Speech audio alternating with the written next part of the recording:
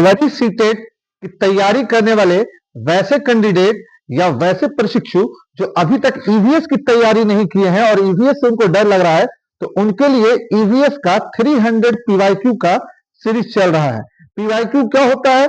PYQ होता है previous year question, यानी कि वैसा क्वेश्चन जो प्रीवियस किसी ईयर में आया हो या पूछा गया हो। तो प्रीवियस ईयर क्वेश्चन का एक सीरीज चल रहा है जिसमें हम लोग करेंगे 300 क्वेश्चन को, जैसे वैसे ही जैसे हम लोगों ने सीडीपी के 500 क्वेश्चन को यानी कि 500 पीवाईक्यू को पूरा किया था, तो इसी तरह से सीटेट में ईवीएस के 300 पीवाईक्यू को पूरा करेंगे। तो स्टार्ट करते हैं आज का क्लास और आज का क्वेश्चन। फर्स्ट क्वेश्चन आज का यह है कि पर्यावरण अध्ययन की अपनी कक्षा में समूह क्रियाकलाप का निर्माण करते हुए आप निम्नलिखित विचारों में से किनका ध्यान रखेंगे? बच्चों की रुचियों का ध्यान हो, लड़कों लड़कियों को समान रूप से रुचिकर लगे, इसमें मूल्यवान समार्गी लगी हो, या सभी धार्मिक और सांस्कृतिक पृष्ठभूमि के बच्चों को रुचिकर लगे। देखिए, आप जो टीचर हो वो ईवीएस के हो, और ईवीएस कहाँ चलता है? ईवीएस चलता है 1 to 5 में। तो सवाल ये है कि आप ईवीएस पढ़ा रहे हो, ईवीएस की क्लास चल रही है, तो समूह क्रियाकलाप आपने दिया है, यानी कि ग्रुप जो है ग्रुप वर्क दिया है। तो समूह क्रियाकलाप का निर्माण करते हुए आप निम्नलिखित विचारों में से किनका ध्यान रखेंगे? इनमें से किसका आप विशेष ध्यान रखिएगा? आप अगर ग्रुप वर्क दिए हैं तो बच्चों की रुचि का ध्यान रखिएगा, लड़कों और लड़कियों को समान रुचि कर लगे इसका ध्यान रखिएगा, इसमें मूल्यवान समार्गी लगी हो इसका ध्यान रखिएगा, या सभी धार्मिक और सांस्कृतिक पृष्ठभूमि के बच्चों को रुचि कर लगे। देखिए, अगर आपको पॉजिटिव नहीं मिल रहा है तो सबसे पहले निगेटिव काट दीजिए, ठीक है। मूल्यवान वस्तु का अगर आप यूज कर रहे हो तो आप टीचर नहीं हो। टीचर वो है जो खुद अपने आप में टीएलएम हो, यानी कि टीचिंग लर्निंग मटेरियल हो, यानी कि किसी भी चीज को उठाए और उसको टीचिंग लर्निंग मटेरियल में कन्वर्ट कर दे, यानी कि टीचिंग लर्निंग मटेरियल बना दे। अगर कहीं पर टीचर पढ़ा रहा है और बोर्ड पर अगर डस्टर रखा हुआ है तो डस्टर को उठाए और कहे कि देखो ये जो है ये क्यूबाइड है, तो खुद से ही आपको टीचिंग लर्निंग मटेरियल बना लेना है, किसी भी मूल्यवान मटेरियल का इस्तेमाल नहीं करना है। तो सबसे पहले तो सी कट गया, तो ऑप्शन में जहां जहां सी है वहां वहां हटा दो। यहाँ सी है इसको हटा दो, यहाँ सी है इसको हटा दो, अब बच गया ए बी डी और बी और डी। तो देखते हैं ए है कि नहीं। बच्चों को रुचियों का ध्यान हो, हाँ आप ग्रुप वर्क दे रहे हैं तो ऐसा टॉपिक दीजिएगा जिसमें बच्चे का इंटरेस्ट हो, तो इंटरेस्ट वाला भी सही है। तो हमारा जो सही आंसर होगा ए बी डी होगा, एबी डिविलियर्स, यानी कि 2 होगा, ठीक है 2 होगा। अच्छा, एबी डिविलियर्स कौन है बताइएगा? तो हम नाम ले लिए एबी डिविलियर्स, कौन है, किस खेल से संबंधित है एबी डिविलियर्स? ठीक, चलिए 62 यानी कि सेकंड क्वेश्चन। सब पीवाईक्यू है, प्रीवियस ईयर क्वेश्चन है, प्रीवियस ईयर क्वेश्चन है, यानी कि किसी भी एग्जाम को पास करने के लिए सबसे पहले तो आप एनसीईआरटी पढ़ते हो, साथ में प्रीवियस ईयर अगर लगा लेते हो तो आपका पास होने का परसेंटेज जो है वो बढ़ जाता है। तो निम्नलिखित सभी कथन पर्यावरण अध्ययन में सामूहिक रूप से क्रियाकलापों में संलग्न शिक्षकों और विद्यार्थियों के पक्ष में तर्क प्रस्तुत करते हैं। केवल एक कथन को छोड़कर, यह कथन कौन सा है? देखिए यहाँ पास केवल एक कथन, तो वैसा कथन आपको सिलेक्ट करना है जिसमें ये हो कि सामूहिक क्रियाकलाप में बच्चे और शिक्षक जो इन्वॉल्व नहीं हो, यानी कि निगेटिव क्वेश्चन है, तो आंसर भी क्या होगा? निगेटिव होगा। पढ़ते हैं, ऑप्शन को पढ़ते हैं। इसमें 3 ऑप्शन पॉजिटिव रहेगा, एक ऑप्शन जो होगा वह निगेटिव रहेगा। ध्यान रखिएगा, सीटेट में 2 तरह से पूछा जाता है। सीटेट में पहला 3 पॉजिटिव 1 निगेटिव, दूसरा 3 निगेटिव 1 पॉजिटिव। तो आप सब बात आपको याद रखना है, ठीक है। चलिए, बच्चे परस्पर सामंजस्य और सहयोग करना सीखते हैं, यह अच्छी बात है, पॉजिटिव है। बच्चे दूसरे बच्चों से बात और बहस करने से अधिक सीखते हैं, यह भी पॉजिटिव है। समूह क्रियाकलापों की वजह से बच्चे अंक उपलब्धि में अच्छा सुधार प्रदर्शित करते हैं। थोड़ा सा यहाँ पर अंक उपलब्धि वाला बात आ गया तो हमको निगेटिव लग रहा है, आगे ऐसे पढ़ लेते हैं। प्रौढ़ों के समर्थन से बच्चों को अपनी क्षमता से अधिक ज्ञान के निर्माण में सहायता मिलती है, हाँ ये भी पॉजिटिव है, क्योंकि जो यंगर है या ओल्डर जो है, यानी कि बच्चों से जो बड़े हैं, वो उनकी हेल्प करेंगे एज अ पाड़, यानी कि स्कैफोल्डिंग से रिलेटेड। अच्छा, बात एक याद आ गया पाड़ से रिलेटेड। पाड़ की बात किस मनोवैज्ञानिक ने की है? स्कैफोल्डिंग की बात किस मनोवैज्ञानिक ने की है? कमेंट कीजिए। तो चलिए, तो ये भी सही है, ये भी सही है और ये भी सही है। अब पूछा गया है केवल, यानी कि गलत, तो गलत का भाई गलत, यानी कि थर्ड, यानी कि ये भी गलत, ये भी गलत, ये भी गलत और यही सही। जो गलत वही सही और जो सही वही गलत। पूछा गया था कि इनमें से केवल एक कथन को छोड़कर, तो केवल थर्ड को छोड़कर बाकी सब पॉजिटिव है। बाकी सब इस बात पर बल दे रहा है कि सामूहिक क्रियाकलाप में शिक्षक और विद्यार्थी जो है वो इन्वॉल्व हो सकते हैं। ठीक है, तो third option is right answer. Next, थोड़ा सा आप लोग लाइक तो कर ही देते हो, तो जैसा कि आप लोग हमेशा लाइक करते हो, थोड़ा सा एक रिक्वेस्ट अभी भी है कि अगर वीडियो देख रहे हैं तो लाइक कर दो, स्वीप करके मत जाओ, क्योंकि कई बार ऐसा हुआ कि व्यू ज्यादा आ रहा है और लाइक नहीं मिला और वीडियो का रिकमेंडेशन रुक गया। तो प्लीज आप लोग को अगर अच्छा लग रहा है तो प्लीज लाइक कर दो और सब्सक्राइब कर दो अगर आप नए व्यूअर हो तो। और सीटेट में इस बार सीटेट फरवरी 2026 में पास हो जाओगे आप लोग, अगर इस चैनल को सब्सक्राइब करके इस चैनल से जुड़े रहते हो। और 500 पीवाईक्यू सीडीपी का देख लो ताकि आपका प्रैक्टिस अच्छा हो जाए। चलिए अगला सवाल, समूह कार्य से पर्यावरण अध्ययन कर रहे बच्चों की सामाजिक वैयक्तिक विशेषताओं के आकलन के लिए निम्नलिखित में से कौन सा उपकरण सर्वाधिक उपयुक्त है? कौन सा आकलन करना है? Social cultural. ठीक है, सामाजिक वैयक्तिक आकलन। दत्त कार्य देना है, होमवर्क दे दीजिएगा, मौखिक प्रश्न पूछना ये सही है, कागज पेंसिल परीक्षण ये सही है, या निर्धारण मापनीय ये सही है। और आपने दिया क्या है? आपने दिया है ग्रुप वर्क। आपने क्या दिया है?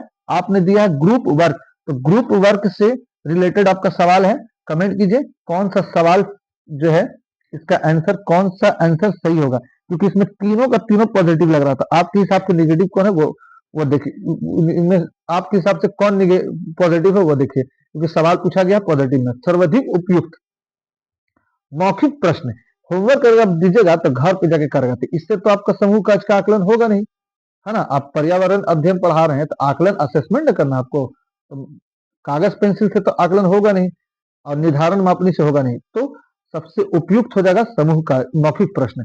तो मौखिक प्रश्न करके आप जो है असेसमेंट कर सकते हैं। ठीक है, अच्छा असेसमेंट कौन, दो तरह का असेसमेंट होता है, दोनों असेसमेंट का नाम लिखे तो, दोनों असेसमेंट का नाम लिखे तो आप लोग कमेंट में। दो तरह का असेसमेंट होता है, चलिए हम ही बता देते हैं, फॉर्मेटिव और समेटिव। फॉर्मेटिव और समेटिव, ठीक याद रखिएगा। फॉर्मेटिव असेसमेंट जो होता है वो लर्निंग गैप को पता करने के लिए होता है, और एक बात ये कि ये हमेशा होता रहता है। और समेटिव असेसमेंट जो होता है वो रिजल्ट बनाने के लिए होता है, ये ईयर वाइज या सेमेस्टर वाइज होता है। ठीक, फॉर्मेटिव असेसमेंट हमेशा पढ़ाने के दौरान भी आप कर सकते हो, और समेटिव असेसमेंट जो है कंप्लीट जब पढ़ाई हो जाएगी तब उसके आकलन के लिए करोगे, और इसमें ग्रेडिंग भी आप कर सकते हो, रिजल्ट दे सकते हो। ठीक है, चलिए थोड़ा सा याद आ गया तो हम आपको बता दिए। नीचे पौधे के बारे में बच्चों के कुछ सहजानुभूत विचार दिए गए हैं। पौधों के बारे में बच्चा अपने आप का थिंकिंग रखता है, इनमें से कौन सा विचार वैज्ञानिक दृष्टिकोण से ठीक है? तो इनमें से कौन सा जो थिंक है, इनमें से कौन सा जो थिंकिंग है वो साइंटिफिक एक्नॉलेजमेंट से यानी कि साइंटिफिक रीजन से सही है। कुछ सब्जियां फल होती हैं, बीज किसी पौधे का हिस्सा नहीं होते, गाजर और बंधा गोभी पौधे नहीं है, घास पौधा नहीं है। इनमें से कौन दृष्टिकोण सही है?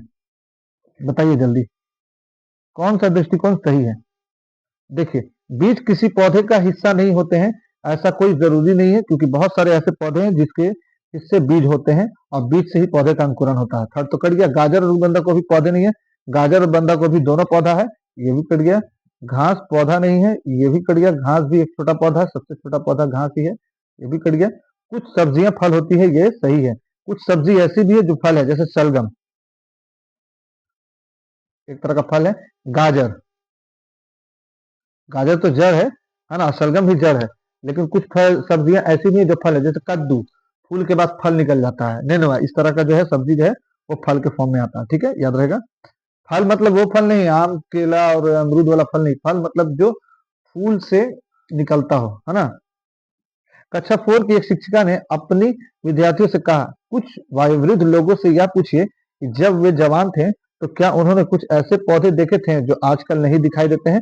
यानी कि कक्षा 4 की एक शिक्षिका, एक टीचर अपने बच्चों से कहती है, अपने स्टूडेंट से कहती है कि कुछ ओल्ड लोगों से जाकर के पूछिए कि जब वो जवान थे, यंग थे, तो ऐसा पौधा देखे थे जो अब वो पौधा खत्म हो गया।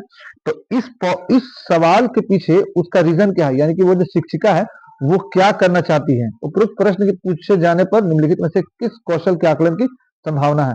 संभावना नहीं है, संभावना नहीं है। तो इसमें से कौन सा असेसमेंट जो है वो कौन सा स्किल्स का असेसमेंट नहीं हो पाएगा, इस बात को अब बताइए। नहीं हो पाएगा, नहीं। तो देखिए, अगर जाके पूछेगा बच्चा अगर अगर क्लास 4 का बच्चा किसी ओल्ड मैन से अगर जाके पूछेगा, ओल्ड मैन से अगर जाके पूछेगा और यहाँ पर बच्चा खड़ा रहेगा, तो चर्चा तो होगी दोनों के बीच में, तो चर्चा तो सही है। और यहाँ पूछा गया है नहीं, नहीं का भाई नहीं होगा, निगेटिव पूछा गया है, जो सही है वो गलत होगा। अभिव्यक्ति प्रश्न पूछना, प्रश्न तो जाके पूछ ही लेगा, प्रश्न तो जा करके पूछ ही लेगा, तो ये भी सही है और ये सही है, तो ये गलत है। कौन सा नहीं होगा संभावना? प्रयोग और अभिव्यक्ति, प्रयोग और अभिव्यक्ति, इन दोनों में से बताइए कौन सा नहीं होगा। नहीं को सही करना है। चलिए, तो अभिव्यक्ति तो होगा नहीं क्योंकि उसका अपना तो कुछ हुआ नहीं। प्रयोग जो है, हाँ अभिव्यक्ति भी होगा, तो जो सही है वही गलत है। यहाँ पर आंसर हो जाएगा प्रयोग, पोथ, ठीक, क्योंकि इस, इसके प्रयोग का आकलन नहीं हो पाएगा। ठीक है, नेक्स्ट। एक शिक्षक प्रत्येक बच्चे को अपने घरों की रद्दी सामग्री से कुछ उपयोगी वस्तु बनाने को कहता है। शिक्षक का शैक्षिक अभिप्राय नहीं है। एक टीचर है, कहता है कि जितना भी वेस्ट मटेरियल है उससे कुछ बनाओ, तो टीचर का कौन सा शैक्षिक यानी कि कौन सा जो है इस शैक्षिक अभिप्राय नहीं है। इसमें निगेटिव पूछा गया है, 3 ठो पॉजिटिव रहेगा जो गलत हो जाएगा और 1 ठो निगेटिव रहेगा जो सही हो जाएगा। कूड़े से बनी श्रेष्ठ वस्तुओं की प्रदर्शनी आयोजित करना, ये तो सही है और सही है तो गलत है। कक्षा के श्रेष्ठ विद्यार्थी के बारे में निर्णय करना, श्रेष्ठ विद्यार्थी के बारे में निर्णय करना ऐसा थोड़ी चाहता है, लेकिन चलिए ये थोड़ा निगेटिव लग रहा है, इसको हम लोग होल्ड पे रखते हैं। ठीक, क्योंकि सवाल पूछा गया है निगेटिव, इसलिए आंसर भी निगेटिव हो सकता है। बच्चे में सृजनशीलता का विकास करना, हाँ वेस्ट मटेरियल से कुछ बनाएगा तो क्रिएटिविटी तो बढ़ेगी, तो यहाँ पर ये भी सही है, यानी कि ये गलत है, तो सही है वही गलत है। बच्चों की पुनश्चक्रण, पुनः प्रयोग और हाँ, जो 3R के बारे में बच्चे जानेगा, रिड्यूस, रियूज, 3R के बारे में बच्चा जानेगा, रिड्यूस, रियूज और रिसाइकल के बारे में जानेगा, ये तो बात सही है, जानेगा ही। तो यहाँ पास जो है फर्स्ट भी गलत क्योंकि सही है, थर्ड भी गलत क्योंकि सही है, और फोर्थ भी गलत क्योंकि सही है, और सेकंड सही क्योंकि यही गलत है। और सवाल पूछा गया गलत, कक्षा के श्रेष्ठ विद्यार्थी के बारे में निर्णय करना, ऐसा नहीं होगा कि गद्दी से जो बच्चा बना के लाएगा कुछ, उससे आप लोग जो है श्रेष्ठ और इसमें ग्रेडिंग में बांट पाइएगा। ठीक, तो 66 का सेकंड।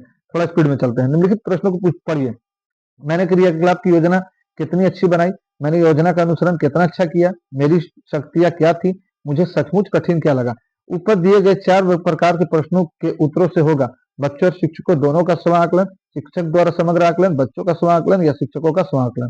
शिक्षकों का स्व आकलन कभी भी नहीं हो सकता है, क्योंकि हम लोग पढ़ रहे हैं सीडीपीएस, सीडीपी हम लोग को पढ़ाया जाता है सिर्फ और सिर्फ बच्चों की भलाई के लिए। तो यहाँ पर शिक्षकों की बात आएगी तो आप काट दीजिएगा। शिक्षक द्वारा समग्र आकलन ये भी नहीं है। बच्चों का स्व आकलन, बच्चा का खुद से आकलन भी नहीं होता है। बच्चों और शिक्षक दोनों का आकलन, हाँ ये सही आंसर है, तो यहाँ पर फर्स्ट आंसर हो जाएगा। चलिए नेक्स्ट। पर्यावरण अध्ययन की पाठ्य पुस्तक में प्रयुक्त भाषा परिभाषाओं पर बल देते हुए औपचारिक बनाई जानी चाहिए, तकनीकी और औपचारिक होनी चाहिए, बच्चे की दिन प्रतिदिन की भाषा से संबंध होनी चाहिए, रूखी और बच्चों के द्वारा समझने में कठिन होनी चाहिए। कठिन बच्चों को लगे ऐसा तो बात कर ही नहीं है, बहुत बड़ा पाप हो गया ये। बच्चे के बारे में कोई भी नेगेटिव बात, माइनस बात आपको सही नहीं मानना है सीटेट अगर पास होना है तो, और पॉजिटिव बात हमेशा सही मान लेना है। तो बच्चों की दिन प्रतिदिन की भाषा से संबंध होनी चाहिए, ये हो सकता है सही है। तकनीकी नहीं, टेक्निकल तो बिल्कुल नहीं होना चाहिए, फिर बच्चे को समझ में नहीं आएगा। परिभाषा 1 to 5 में कभी भी परिभाषा वाला ऑप्शन पे सही मत लगेगा, हमेशा गलत होगा। तो फर्स्ट, फोर्थ और 2 गलत, थर्ड इज राइट आंसर।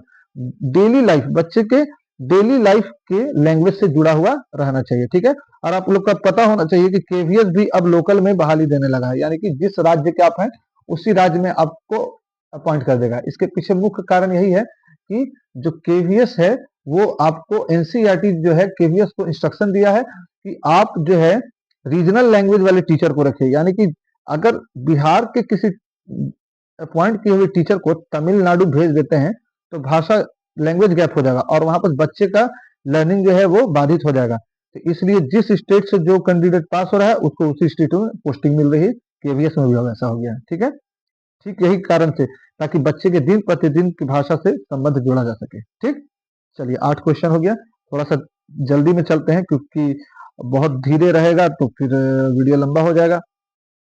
और वही वाली बात फिर से कि लाइक कर दीजिए, शेयर कर दीजिए, सब्सक्राइब कर दीजिए चैनल को।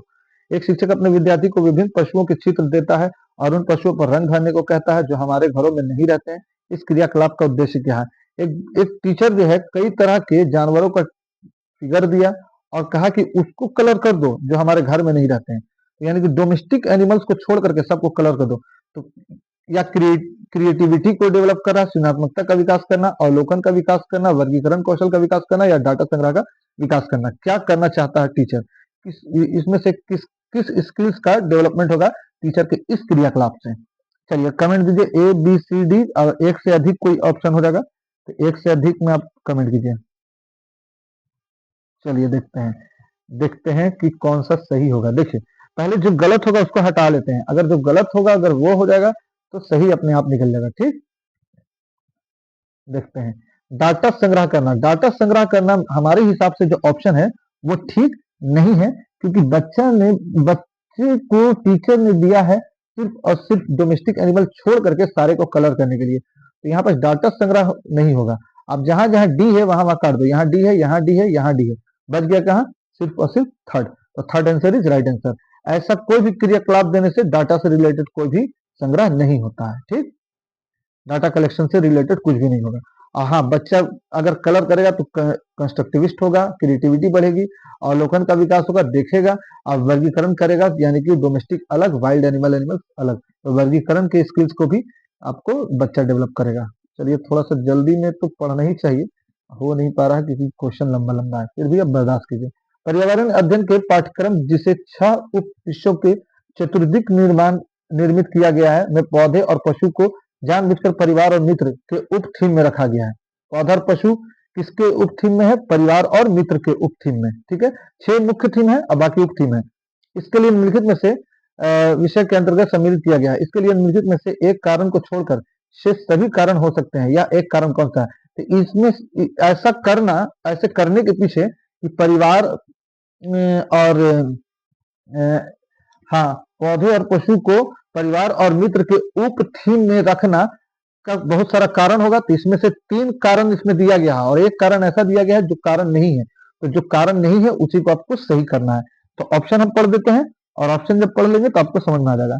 विद्यार्थी को विज्ञान के दृष्टिकोण से पौधे और पशुओं को समझने में सक्षम बनाना, क्या ये है इसका मुख्य कारण जिसकी वजह से शामिल नहीं किया गया है? शामिल कौन सा छोड़कर शेष सभी कारण हो सकते हैं, एक निम्नलिखित में से एक कारण को छोड़कर। सामाजिक और सांस्कृतिक संदर्भ में पौधे और पशुओं के स्थान निर्धारित करने में विद्यार्थी को सहायता करना, ये सही है। इस बात को उभारना कि किस प्रकार मनुष्य एक दूसरे से घनिष्ठ संबंधों को साझा करता है, ये भी सही है। जो सही है वही गलत है, जो सही है वही गलत है, क्योंकि इसमें पूछा गया ना, यानी कि कौन एक तो नहीं है। इस बात को उभारना कि किस प्रकार कुछ समुदाय के जीवन और आजीविकाएं विशेष विशेष पशुओं या पौधों से घनिष्ठ रूप से जुड़े हैं, ये भी सही है। तो ये सही है तो ये गलत है, और जो गलत है वही सही है, यानी कि first answer is right answer, क्योंकि सवाल ही गलत का पूछा गया था। देखो, सीटेट पास करना है तो अब जान लो 4 ऑप्शन रहेगा, बार बार कंफ्यूज हो जाते होंगे आप लोग भी। तो जब सवाल पूछेगा पॉजिटिव में तो 3 ठो निगेटिव ऑप्शन रहेगा, निगेटिव निगेटिव निगेटिव, और एक ठो पॉजिटिव ऑप्शन रहेगा, ये सही हो जाएगा। इसलिए सवाल आराम से पढ़ना। अच्छा, एक और टाइप रहेगा कि 4 ठो ऑप्शन रहेगा, ठीक है, 3 ठो निगेटिव तो बता दिए, 3 ठो पॉजिटिव रहेगा, पॉजिटिव पॉजिटिव पॉजिटिव, और एक रहेगा निगेटिव। तो जो निगेटिव है वही सही हो जाएगा, क्योंकि सवाल ही निगेटिव में पूछा गया है। ठीक, चलिए। वर्गीकरण अध्ययन के शिक्षण अधिगम में सर्वेक्षण का क्या उद्देश्य है? समुदाय के साथ अन्य क्रियाएं का अवसर प्रदान करना। सर्वेक्षण यानी कि सर्वे करना, बच्चों को विभिन्न लोगों के प्रति संवेदनशील बनाना, सूचना को प्रत्यक्ष प्राप्त करने का अवसर प्रदान करना, आकलन के एक अवसर के रूप में इनका प्रयोग करना। हमको लगता है कि इसमें चारों हो जाएगा। आप लोग को क्या लगता है, कमेंट कर दीजिए, तो थोड़ा सा कमेंट कर दीजिए। इसमें से सब पॉजिटिव लग रहा है, क्योंकि ऑप्शन में भी दिया हुआ है A B C D, A C D, तो ए सी डी दिया हुआ, बी भी तो सही है, बच्चे के विभिन्न लोगों के प्रति संवेदनशील। हाँ, सेंसिटिव बच्चा बनेगा जब वो जाएगा फील्ड में, जाके बात करेगा, पूछेगा, तो संवेदनशील सेंसिटिव तो बनेगा ही, सूचना एकत्र करेगा ही, आकलन का अवसर मिलेगा ही, समुदाय के साथ अन्योन्य क्रिया करेगा ही। इसमें से 2 answer is right answer, A B C D चारों हो जाएगा। ठीक, सर्वेक्षण, स्कूल से बच्चे लोग सर्वे करने जाते हैं, गांव में कौन अनपढ़ है कौन क्या है, सब, तो इसका उद्देश्य यही है। शिक्षक द्वारा प्रदर्शित एक कटोरे में पानी उबालने और उसका वाष्पीकरण हो जाने के प्रयोग को देखने के बाद 7-8 वर्ष के बच्चे द्वारा दिए गए उत्तर: पानी गुम हो गया, कटोरे ने पानी सोख लिया, आग ने पानी पी लिया, भगवान ने पानी पी लिया। तो ऐसा बच्चा क्यों बोल रहा है, ये बताइए आप लोग, ऐसा क्यों बोलता है बच्चा? ऐसा बोलने के पीछे बच्चे का उद्देश्य क्या है? ये उत्तर बच्चे और उनके विचारों के बारे में क्या बताते हैं? वाष्पीकरण के बारे में बच्चों के विकल्पी विचार हैं, बच्चों के उत्तर तर्क संगत नहीं है, बच्चों की सोच गलत है, बच्चे अच्छा अवलोकन नहीं कर पाते। देखो, हम शुरू से बताएं ये भोला भाला सा बच्चा है, यहाँ पर आराम से पैंट शर्ट पहन के खड़ा हुआ है, ऐसे अब देख रहा है। ठीक, तो एक बात जान लो अच्छे से, इसके बारे में गलत कुछ नहीं बोलना है। बदमाश है, गलत है, तो इसने जो विचार दिया है वो तर्क संगत नहीं है, ऐसा नहीं बोलना है। तो तर्क संगत नहीं है यानी कि बच्चा गलत हो रहा है, तो ये ऑप्शन भी गलत हो गया। बच्चे की सोच गलत है, अरे बाप रे, ऐसा तो बोलना ही नहीं है। बच्चे की सोच एकदम सही है, कुछ बोल दे रहा तो सही है। पतंग को चील बोल दे और चील को पतंग बोल दे, वो भी सही है। बच्चे अच्छा अवलोकन नहीं कर पाते, बहुत अच्छा अवलोकन कर रहा है। कौवा को मैना बोल देगा, वो भी अच्छा अवलोकन कर रहा है, तो यहाँ भी बहुत भी गलत। First answer is right answer.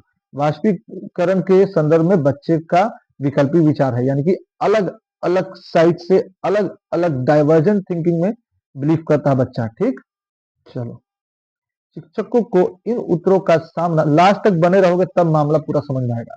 और अगर वीडियो लंबा लग रहा है तो स्पीड करके देख लो, लेकिन लास्ट तक बने रहोगे तब अच्छा प्रैक्टिस होगा। और हम जो ट्रिक दे रहे हैं आपको, 3 पॉजिटिव 1 नेगेटिव, 3 नेगेटिव 1 पॉजिटिव, फिर पहले जो नहीं हो सकता उसको काट लो, ये सब ट्रिक काम आएगा एग्जाम में। शिक्षक को इन उत्तरों का सामना किस प्रकार करना चाहिए? बच्चों को बता दें कि वे गलत है, जल चक्र का एक मानक चार्ट प्रदर्शित करके वाष्पीकरण की परिभाषा दे और बच्चों को उसे याद कर रखने के लिए बोले, या उनके विचार तक पुनः पहुंचने के लिए एक चर्चा प्रारंभ करें। देखिए, सीधा बच्चे को गलत काट दीजिएगा तो आप टीचर अच्छे नहीं हैं, आपका लर्निंग, आपका टीचिंग मेथड फेल हो गया, तो इसको काट दीजिए। जल चक्र का एक मानक चित्र प्रदर्शित करना है, हाँ, हो सकता है, ये अच्छा है कुछ। वाष्पीकरण की परिभाषा तो प्राइमरी लेवल पर आपको देना नहीं है, उनके विचार तक पुनः पहुंचने के लिए एक चर्चा प्रारंभ करना है। देखिए, चार्ट बनाना तो पॉजिटिव है, लेकिन इससे ज्यादा मजबूत पॉजिटिव जो है वो फोर्थ है, तो 2 कट गया, क्योंकि इसमें जो है चर्चा होगा, बातचीत होगी। वाष्पीकरण विषय पर बच्चों की विविध सोच का आकलन करने के लिए निम्नलिखित में से कौन सा प्रश्न एक नमूना हो सकता है? जल चक्र के 5 लाभ लिखिए। क्या होता है यदि जल चक्र होता ही नहीं? जल चक्र के क्रम के सोपानों की सूची बनाइए या जल चक्र का आरेख बनाइए और उसे नामित कीजिए। तो वाष्पीकरण विषय पर बच्चों की विविध सोच यानी कि डाइवर्जेंट थिंकिंग का असेसमेंट करने के का सबसे अच्छा क्वेश्चन कौन सा है? डाइवर्जेंट थिंकिंग का आपको असेसमेंट करना है, यानी कि पता लगाना है, सबसे अच्छा सवाल। तो सबसे अच्छा सवाल यही है कि क्या होता है यदि जल चक्र होता ही नहीं? उसके बारे में बच्चा 1 पेज लिख देगा और बाकी सब सवाल के बारे में 1 पेज नहीं लिखेगा। ठीक, ये होगा, ये नहीं होगा, वो होगा, ऐसे हो जाएगा, वैसे हो जाएगा, बच्चा लिखेगा, है ना? तो वो ज्यादा सही। सेकंड आंसर होगा 24 का। निम्नलिखित में से कौन से राज्य जम्मू और कश्मीर के पड़ोसी राज्य हैं? जम्मू और कश्मीर के पड़ोसी राज्य कौन से हैं? हिमाचल प्रदेश, उत्तराखंड, हिमाचल प्रदेश, पंजाब, हिमाचल प्रदेश, उत्तर प्रदेश, उत्तराखंड, राजस्थान। सबसे पहले तो जम्मू कश्मीर की बात हुई है, तो राजस्थान काट दो। ठीक, उत्तर प्रदेश भी काट दो। ठीक, पंजाब तो काट ही सकते हो, बच गया हिमाचल प्रदेश और उत्तराखंड, यही होगा सही आंसर। ठीक, चलिए, प्रत्येक स्थान के नाम के साथ उस क्षेत्र में बनाए जाने वाले समान घरों के सही विवरण का मिलान कीजिए। देखिए, अगर आप इस टॉपिक को, अगर अगर इस क्वेश्चन को आप 76 के क्वेश्चन को नहीं समझ पाओगे, तो आप एनसीईआरटी का प्लेलिस्ट के अंदर जाओगे और एनसीईआरटी का वन लाइनर है और एनसीईआरटी भी है, यानी कि एनसीईआरटी का पूरा कंटेंट है।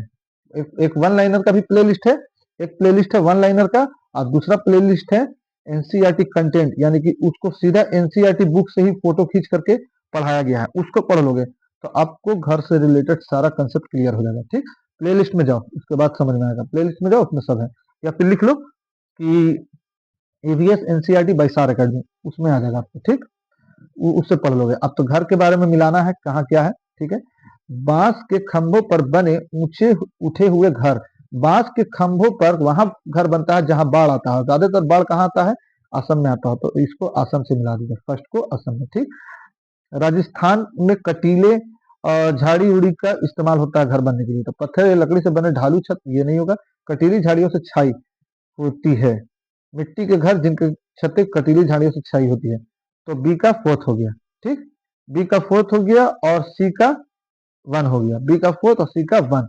बस इतने से आपको समझ में आ जाएगा बी का फोर्थ, क्योंकि एग्जाम में आपको टाइम टेकन भी तो करना है। बी का नहीं, फिर से देखते हैं, बी का बांस के खंभे पर, हाँ, सी का 1। ठीक, और बी का मिट्टी के घर जिनके छत, हाँ, बी का थर्ड, फोर्थ। तो बस इतने से आपको समझ लेना पूरा मीटर। तो जहां जहां सी का 1, सी का 1, सी का 1, सी का 1 यहाँ है और सी का 1 यहाँ है, तो और सी का 1 यहाँ भी है, लेकिन सी का 2 यहाँ है, तो इसको तो पहले ही काट दो। अच्छा, उसके बाद बी का फोर्थ कहाँ है? बी का फोर्थ यहाँ है, तो यहाँ बी का फोर्थ नहीं है, तो इसको भी काट दो, यानी कि 2 भी कट गया। बी का फोर्थ यहाँ भी है, 3 और 4 दोनों में बी का फोर्थ है, तो बाकी एक और मिल जाना चाहिए, मनाली, यानी कि एक एक थर्ड और फोर्थ में से कोई एक आंसर हो जाएगा। तो कमेंट कर दीजिए आप लोग, थर्ड और फोर्थ में से कौन सा आंसर हो जाएगा, क्योंकि हम लगभग जो है आपको बता दिए हैं। ऑप्शन को काटना सीखिए, ऑप्शन को क्या करना है, काटना सीखना है, ऑप्शन को क्या करना है, काटना सीखना है, काटते काटते आपको क्लियर हो जाएगा। 76 का क्या आंसर होगा? चलिए 76 का क्या होगा, तो देखिए यहाँ पर जो है फोर्थ ऑप्शन जो है वो है बी का 4, तो हम तो बी में क्या लगा है, बी में 4 ठीक लगा है। उसके बाद यहाँ पर क्या है, डी का 5, तो डी में पत्थर के बने घर जिनके फर्श और छत लकड़ी की बनी होती है, और डी का 5, इसमें भी डी का 5, इसमें भी डी का 5, तो डी का 5 तो होगा ही, इसमें तो सही है। बड़ा ये दोनों सवाल ये ऑप्शन में बड़ा कंफ्यूजन वाला बात हो गया। अब बच गया कौन चीज, सी का 1 और सी का 1, ये भी सही है। उसके बाद मनाली, मनाली यहाँ है आपको 2 4 1 1 1 तो मिल गया दोनों में, 1 1 दोनों में है। यहाँ पर बी का फोर्थ हो जाएगा और यहाँ पर ए का थर्ड हो जाएगा, और एक का हाउस बोट मनाली में नहीं चलता है, एक का सेकंड होगा, तो एक का सेकंड, एक का सेकंड, एक का सेकंड, हाँ तो एक का यहाँ पर आ गया ऑप्शन, ए का सेकंड, यहाँ third answer is right answer, third answer is right answer. देखिए सबसे पहले आप ऑप्शन को काट दिए तो तुरंत कंपेयर हो गया कि थर्ड या फोर्थ में होगा, एक तो हम लगा दिए, तो यहाँ पर हो जाएगा थर्ड ऑप्शन। ठीक, चलिए नेक्स्ट, पशुओं के त्वचा पर विविध पैटर्न डिजाइन उस जलवायु के कारण होते हैं जिसमें वे रहते हैं, उनकी शारीरिक शक्ति को इंगित करते हैं, परिवर्तित प्रकाश के कारण होते हैं, या उनके त्वचा पर बालों के कारण होते हैं। बताइए इनमें से क्या होगा सही आंसर, इनमें से क्या होगा सही आंसर? देखिए त्वचा के कारण बिल्कुल नहीं होता है, और शारीरिक शक्ति का इससे कोई पैटर्न से कोई संबंध नहीं है, अब प्रकाश का परिवर्तन जो फिजिक्स से रिलेटेड है, यहाँ पर first option is right answer. जलवायु के कारण होता है, जैसे जिस जलवायु में रहता है उसी तरह का त्वचा का मोटाई और उसका पैटर्न उटर्न सब रहता है। ठीक है, 79 था ना अभी, सवाल नंबर कितना था, 77 था। अच्छा 78, यानी कि इस सीरीज का हम लोग 18वां क्वेश्चन करेंगे। चलिए 18वां क्वेश्चन, जो व्यक्ति जंगल में कम से कम 25 वर्षों से रह रहे हैं उनका उस जंगल भूमि पर और उसमें पैदा होने वाली वस्तुओं पर अधिकार है। यह जनादेश किसके द्वारा दिया गया? संविधान, अनुसूचित जाति आदेश संशोधन विधेयक 2012, भारतीय जंगल अधिनियम 1927, जंगल अधिकार अधिनियम 2007, या भूमि अधिग्रहण अधिनियम 1894। बताइए 78 का क्या होगा? चलिए सही आंसर 2007 है। जंगल अधिकार अधिनियम 2007 में ऐसा पास किया गया कि कोई भी व्यक्ति अगर 25 साल तक एक ही खेत पर एक ही प्लॉट पर अगर खेती कर लेता है तो वो खेत पर उसका पूर्ण अधिकार हो जाएगा। ठीक, थर्ड आंसर याद रखिएगा, जंगल अधिकार अधिनियम 2007 पूछा गया है, इसको पीछे पीछे के क्वेश्चन में, यानी कि 2016 के क्वेश्चन में पूछा गया। निम्नलिखित में से मच्छर द्वारा फैलने वाले रोगों का समुच्चय कौन सा है? मियादी बुखार, हैजा, चिकनगुनिया, मलेरिया, HIV एड्स तो काट दीजिए, वायरस से होता है। HIV एड्स यहाँ भी काट दीजिए, dengue malaria chikungunya, dengue malaria chikungunya. मियादी बुखार नहीं होगा, ट्यूबरकुलोसिस की बात यहाँ इसमें 79 में नहीं होनी चाहिए। यहाँ पर option fourth is right answer. Next, अब यहाँ से तेजी से होगा क्योंकि सब कंटेंट एनसीईआरटी कंटेंट का सवाल आ गया, और आपको वीडियो जरूर देखना चाहिए एनसीईआरटी कंटेंट के बारे में। घटपानी पौधा का मुंह छोटी छोटी कांटियों से ढका होता है, छोटी छोटी कांटियों से ढका होता है, भारत में नहीं पाया जाता है, भारत के मेघालय में पाया जाता है। मेढक कीड़े मकोड़े या चूहे को चालाकी से फंसाकर खा जाता है। कीड़े मकोड़े को आकर्षित करने के लिए उच्च तरह की ध्वनि, आवाज नहीं निकालता, महक निकालता है।